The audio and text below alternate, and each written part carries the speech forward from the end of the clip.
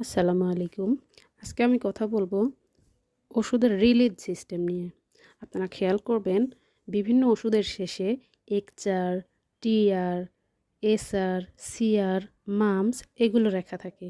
এগুলো হচ্ছে ওষুধের রিলিজ সিস্টেম। তো আজকে আমি মামস নিয়ে কথা বলবো। মামস ট্যাবলেট যেমন Sergel MUPS, Esoral MUPS, Nexum MUPS, Maxpro MUPS ইত্যাদি। তো এই মামস কথাটির অর্থ হলো মাল্টিপল ইউনিট পিলেট সিস্টেম।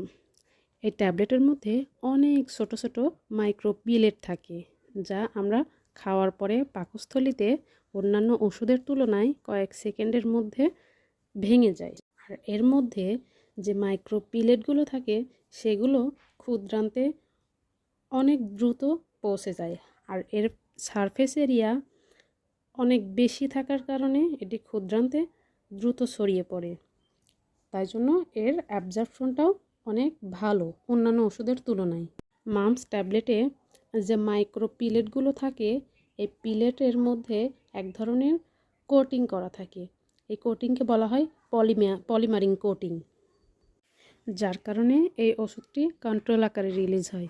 এটি ডোজ ডাম্পিং হয় না। ডোজ ডাম্পিং কথাটির অর্থ হচ্ছে রক্তে হুট করে গ্যাস্ট্রিকের মাত্রা কমে যাওয়া আবার বেড়ে যাওয়া হুট করে।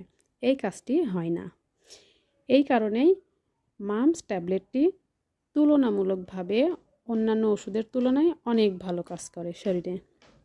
এটির আরেকটা সুবিধা হচ্ছে এটি খাওয়ার আগেও গ্রহণ করা যায়, আবার খাবার খাওয়ার পরেও গ্রহণ করা যায়।